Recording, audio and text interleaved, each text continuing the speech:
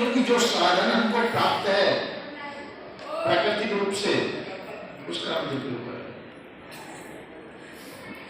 वास्तव में सुख और दुख दोनों मन की मालिकी है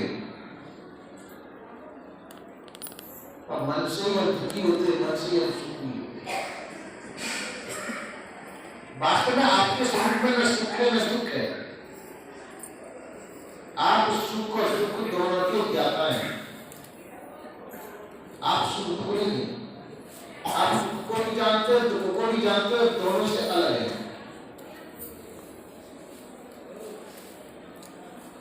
हम जो सुख कहते हैं ये भौतिक सुखों को सुख कहते हैं। जो भौतिक सुख हमारे पास है, जिनका अनुभव हम करते हैं ज्ञानियों के द्वारा,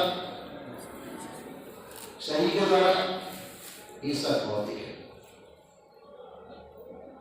और भौतिक सुखों का परिणाम भौतिक ही होता है। और भौतिक वस्तु आपको शांति नहीं दे सकती, तृप्ति नहीं दे सकती। संसार की कोई भी वस्तु आपको शांति प्रदान नहीं कर सकती है। हर चीज आपको अशांति प्राप्त करेगी। संसार का सुख दुख में बदल जाएगा, कभी भी दुख में बदल सकता है। धन है, आप धन में सुखी मानते हैं, धन आपको प्राप्त हो गया, धन को इकट्ठा करने में आपको दुख हुआ, काफी परिश्रम हुआ, अब उसको सुरक्षित रखने के लिए आपको काफी परिश्रम करना पड़ेगा। और धन जाएगा आपके पास से तो दुख लेकर के जाएगा, तब सुख कर मिला। हम संतान की प्राप्ति में सुख मानते हैं। संतान पैदा होती है तो दुख होता है, उसका लालन पालन करते हैं, पढ़ाते लिखाते हैं, तब भी दुख ही होता है। और उस दुख को हम सुख मान लेते हैं, बहुत बड़ी भूल है। संतान के रोज हम उसके दुख को भी सुख मानते हैं। एक मैंने देखा, एक पिता था अपने पुत्र को गोद में लेकर के बैठा था, मेरे सामने की बात है। कोई बात पड़ गई, छोटा था, उसने खींच के थप्पड़ अपने बाप के गाल दे दिया और बाप ने उसको पुचकारा। यह ममता और उसका अज्ञान हो चुका। इसी प्रकार से हम संतान को वो कैसी भी हो उसमें मोहवश उसको मानते हैं। चलो बच्चा आज थप्पड़ मारने लायक तो हो गया, ये मोह है। इसी प्रकार से बड़ा होकर के वही बच्चा, छोटेपन में बच्चा आपकी मूंछों को पकड़ लेता है, आप खुश होते हैं, चलो मूंछ पकड़ने लायक तो हुआ। और बड़ा होकर के कोई बच्चा आपकी मूंछ पकड़ लेता तो कैसा लगेगा?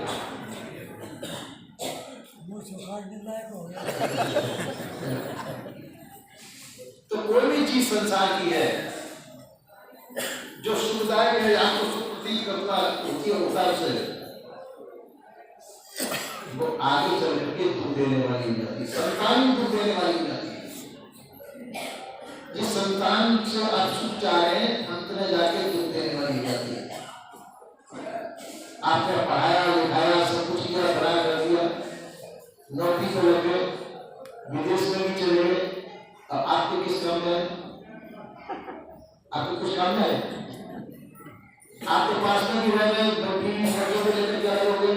आपको अपने हाथ से रोटी रोटी हो रही है, क्या सुख मिला?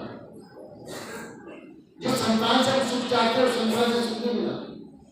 जिस पैसे से हम सुख चाहते हैं, पैसे से सुख नहीं मिला। संसार के संबंधों से सुख चाहते हैं, वो भी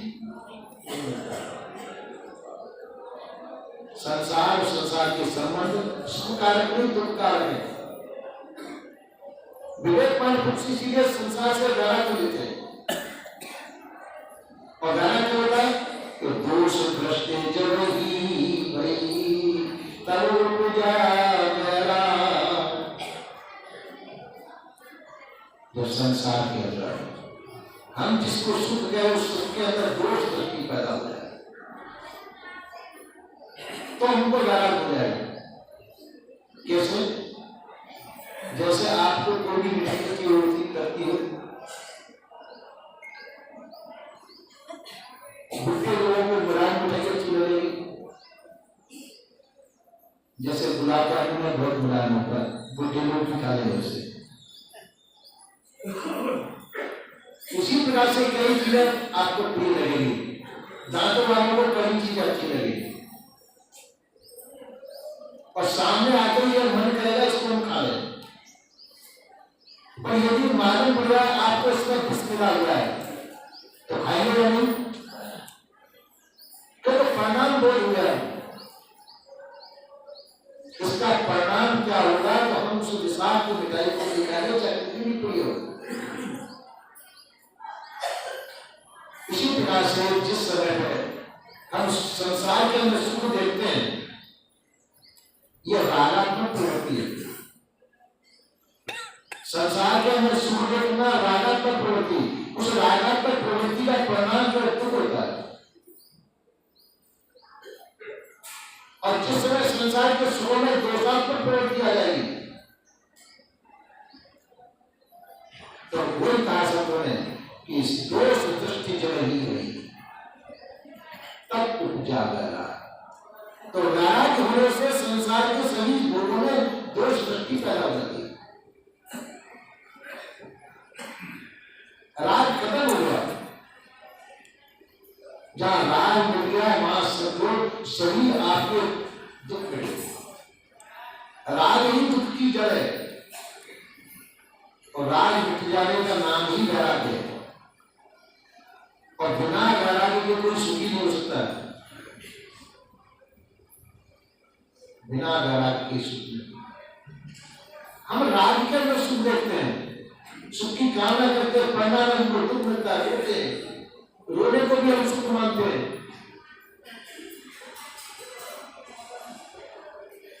रोने को भी सुख मानते हैं।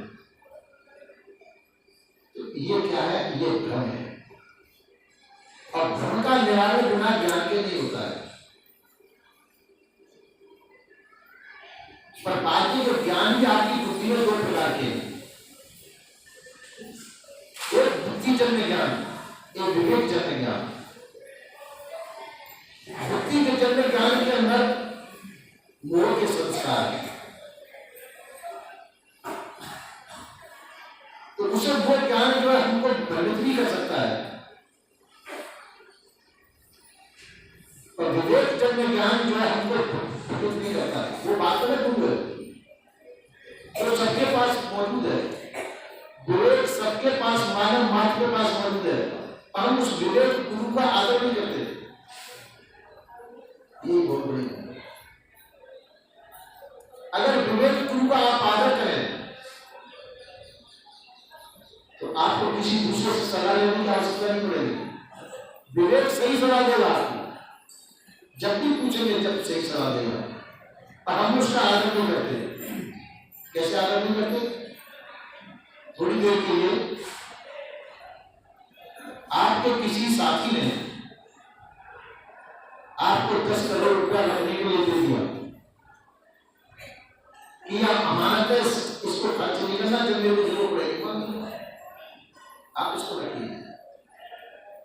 उसने विश्वास करके 10 करोड़ रुपया आपके पास रख दिया और कहा इसको खर्च नहीं करना, जो करते हुए रहना चाहिए, जब मेरी जरूरत पड़ेगी जब मेरे पास। अब 10 करोड़ रुपया आपकी आंखों में बच नहीं रहा है, इसका क्या करें?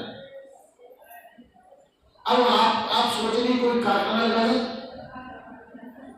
कोई उद्योग बोलते पढ़ाई तो है, जब वो मांगेगा जब दे देंगे, जब तक ईमानदारी आएगी। आप लोग पैसा अपने रोजगार में लगाते हैं। यही आपने बुद्धि का प्रयोग किया। विवेक इसको नहीं करेगा, विवेक मना करेगा ये तुम्हारी चीज नहीं है, ये तुम्हारे पास धरोहर है, किसी दूसरे की है, इसको उससे बिना पूछे इसका प्रयोग मत कीजिए। पहली भूल यही होगी। दूसरी भूल होती है जब उसको आवश्यकता पड़ी कि भाई अब मुझे मेरा पैसा चाहिए, रोजगार में। अब क्या जवाब देंगे उसको? आप कहेंगे भाई पैसा अभी मेरे पास नहीं है, तो क्यों? मैंने उसमें लगा दिया, उसको 6 महीने में मैं तैयारी कर दूंगा, और 6 महीने में तैयारी करने के लिए आपने कोशिश की, नहीं कोशिश करी तो सोचिए क्या करना है, बार बार पीछे पड़ता है, 4 घंटे लगा के उसको खत्म करना है। ये कितना बड़ा पाप हुआ? गलती किसकी? आपकी। तो आपने जो है ये सब पाप कर दिया, अपने विवेक का आदर करके नहीं, विवेक का अनादर करके किया। विवेक का गवा नहीं, आपने विवेक छोड़ दिया आपने, तो इतना बड़ा आपने पाप बना दिया। अब पाप का फल तो भोगना पड़ेगा, पाप का भी फल भोगना पड़ेगा, पुण्य का भी फल भोगना पड़ेगा। लोग कहीं कहते हैं कि पुण्य करो तो पाप का फल घट जाता है, ये कभी भूल में नहीं रहना। आपने पुण्य किया तो पुण्य का फल भी भोगना पड़ेगा, और पाप किया तो पाप का फल भी अवश्य भोगना पड़ेगा, उससे कम नहीं होने वाला है।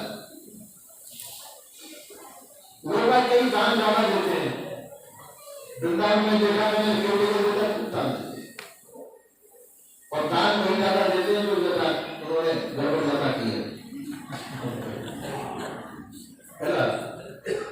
वो इसी आशा से देते हैं कि हमने इतना गड़बड़ किया तो कुछ न कुछ हल्का हो जाएगा। हल्का होने वाला नहीं है, जो गड़बड़ किया गड़बड़ का फल भोगना पड़ेगा, और वो दान दे उसको दान का फल भी भोगना पड़ेगा, भोगने तो नहीं पड़ेगा। इस भरोसे में नहीं होना चाहिए कि हम दान नहीं कर रहे तो उसके बदले में पाप कर जाएगा, पाप नहीं करेगा। हत्या करोड़ में छूट है, चाहे कोई भी सुनो तुम्हारा।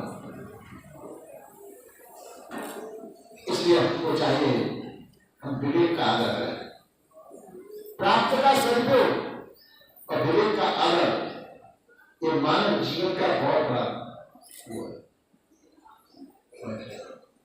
प्राप्त क्या है? हमको शरीर प्राप्त है, शरीर के साथ में मन बुद्धि इंद्रियां आज प्राप्त है,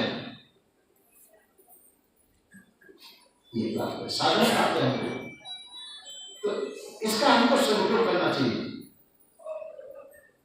प्राप्त का सदुपयोग करना चाहिए। और विवेक का आदर करने के, अगर विवेक का आदर नहीं करेंगे तो हम प्राप्त का सदुपयोग नहीं कर पाएंगे। प्राप्त का सदुपयोग करने के लिए हमको विवेक का आदर करना जरूरी है। हम विवेक का आदर न करके हम बुद्धि का आदर करने लगे, और बुद्धि में ज्ञान अज्ञान सभी प्रकार के संस्कार भरे हुए, कभी ज्ञान के आ जाएंगे संस्कार, कभी अज्ञान के आ जाएंगे। जैसे प्रभाव से बुद्धि प्रभावित है, उस प्रभाव में हम बैठकर के कुछ भी कर सकते हैं, और बुद्धि पर लोग ज्यादा विश्वास करते हैं, विवेक पर विश्वास नहीं करते। तो कहा संतो ऐसी भूल जगमाई जाते जब मिथ्या में जाए, ऐसी भूल जिससे जीव मिथ्या में, मिथ्या प्रपंच में जो दुख देने वाली चीज है उसमें जाता है, इससे दुख प्राप्त होने वाला है, ये भूल है। हम विवेक का आदर नहीं करना, ये भूल है। हम विवेक विरुद्ध चीजों का आदर करना चाहते हैं, जिससे हमको लाभ प्राप्त हो, किसी का गला काट करके हमको लाभ करके गला काट देंगे, ये दुरुपयोग हुआ। विवेक का आदर नहीं, विवेक ऐसा कभी नहीं कर सकता है कि आप अनर्थ करें, अन्याय करें, ये विवेक नहीं है। विवेक सबके अंदर मौजूद है, मानव मात्र को विवेक प्राप्त है, मानव विवेकशील प्राणी है, और किसी भी जाति में विवेक नहीं है जाए, विवेक मनुष्य ही है, और मनुष्य ही अपना कल्याण कर सकता है। मनुष्य के अलावा कोई भी कल्याण का पात्र नहीं है। बस मनुष्य को सही प्राप्त होते हुए हम उस सही को पूरे के पूरे को नरक मिल जाते, क्योंकि मोह भ्रम ये दोनों नरक में ले जाने वाली चीज है। मोह भ्रम, जो व्यक्ति विवेक का आदर करता है वो मोह को भ्रम को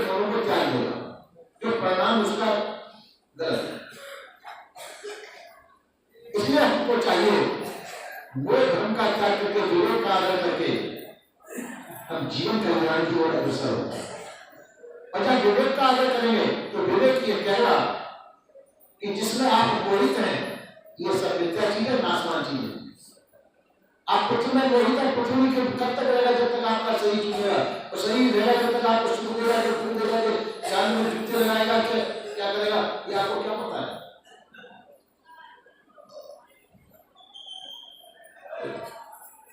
जिस धन का आप गर्व करके बैठे हैं वो धन आपके लिए दुखदाई होगा तो सुखदाई होगा, क्या मालूम, नहीं कह सकते। संसार की जितनी भी बड़ी जनता आप गर्व करके बैठे हैं वो आपको किस समय पर किस परिणाम में पहुंचा दें, नहीं कह सकते। इसलिए आपके आप ही स्थान, आपने जो अपना मान रखा है वो मिथ्या है पर दुखदाई है। इसलिए संत जन इस सब का मोह त्याग करके वैराग का आश्रय लेते हैं। रागत में जीवन को त्याग करके वैरागत में जीवन में प्रवृत्ति देते हैं। वो राग का त्याग कर देते हैं तो राग दुखदाई है, और राग जो राग में प्रवृत्त है वो सदैव दुखी होता है, और राग का त्याग करके इसने वैराग का आश्रय लिया वही सुखी रहता है, वही शांत हुआ। तो शांति को मिलेगी कब? वैराग के द्वारा। और हम राग में शांति देखते हैं, ये बहुत बड़ी भूल है। राग में शांति देखते हैं तो किसी से प्रेम करते हैं, चलो ये अपना साधु और साधुवी जो घरवार छोड़ करके जंगल में निकल गया। अब जंगल में निकल गया, घर छोड़ा, समाज छोड़ा, सब छोड़ा। अब वहां पर भी आकर के कोई बर्तन मांजने लग गया, उसको कोई झाड़ू लगाने लग गया, तो साधु का दोष न हो जाएगा। कोई हिरण का बच्चा ही आकर के वहां खेलने लग गया तो साधु का स्वभाव हो जाएगा, अगर कोई साधु के लिए घातक हो जाएगा। इसलिए जहां मूल होगा और भ्रम होगा वहां साधु के लिए बंधन उपस्थित हो जाएगा, और वो भ्रम को त्यागने के लिए उसको वैराग की आवश्यकता है। और वैराग ही एक ऐसा आश्रय जिसमें साधु की सुरक्षा हो सकती है। मानव मात्र की सुरक्षा वैराग में। आप कह सकते हैं, इसमें मेरी बात पे आप कठिन कर सकते हैं कि हम सभी वैरागी बन जाए, साधु बन जाए तो हमको खाने को भोजन कौन देगा? सभी साधु बन जाए तो खाने को भोजन देगा। देखो महात्मा आपके पास बैठे हुए सामने, इनको भोजन मिल रहा है, आपको मिल रहा है। कब प्रारंभ सबके साथ मौजूद है, सबके साथ प्रारंभ सही के साथ है। शरीर प्रारंभ से पैदा हुआ है तो प्रारंभ के अनुसार अन्न जल प्रारंभ से मिले। अन्न जल जो शरीर की आवश्यकता है वो पूर्ति प्रारंभ से हो जाएगी, और कल्याण प्रारंभ से नहीं मिल सकता है। लोग कभी कभी भूल करते हैं कि कल्याण हमारे प्रारंभ से हो जाए, बहुत बड़ी भूल है। कल्याण प्रारंभ से नहीं, कल्याण पुरुषार्थ का फल है, कल्याण प्रारंभ का फल नहीं। संसार के जितने भी भोग हैं ये प्रारंभ से प्राप्त होते हैं, और कल्याण के लिए आपको पुरुषार्थ करना पड़ेगा। अगर पुरुषार्थ नहीं करेंगे तो आप कहेंगे प्रारंभ के भरोसे बैठे रहे, ये बहुत बड़ी भूल है। इसलिए कल्याण के लिए पुरुषार्थ करना चाहिए। आप पुरुषार्थ के संतों के साथ में जाएं, सत्संग करें, ग्रंथों का अध्ययन करें, और हमारा बंधन क्या है, बंधन को पहचाने, बंधन से छुटकारा किस प्रकार से हुआ इसको पहचाने, बंधन से वैराग्य करें, बंधन का जो राग है राग का त्याग करें, वह वैराग होगा, और वैराग के द्वारा सभी प्रकार के बंधन आपके टूट जाएंगे। वैराग्य को फंसा है तो आपके सभी बंधनों को काट देगा। पर बाद में बंधन कटने में हमको दुख होता है। जैसे रस्सी से आपके हाथ पे दबे तो आपको दुविधा होगा। अगर वो सोने की जंगी से बने हो तो सोने की जंगी से इसमें भी वो सोने की जंगी पड़ी है 10 तोले की, इसमें भी 10 तोले की सोने की जंगी पड़ी है, और उसको कोई काट कर ले जाए तो दुबेगा तो, और लोहे की जंगी को काट कर ले जाए तो नहीं होगा, है ना। यह किसका नाम है वो। तो इसी प्रकार से संसार की जितनी भी चीजें आपको स्वर्ण वर्तमान पड़ेगी और वो बंधन आई है। उस बंधन को हमने हृदय से लगा के रख रखा है और हम उसमें जिंदगी भर बने रहते हैं। जैसे कहते हैं घोड़ा, घोड़ा कमर की हुक्म में रहता है, फूल बंद हो जाता है रात में, और घोड़ा उसके मुंह उसको काट नहीं सकता, काट को छिल कर सकता है, तो कमल का फूल तो बहुत वैसा होता है, उसमें छिल करके निकल सकता है, उसके मुंह में उसको छिल करके नहीं निकलता।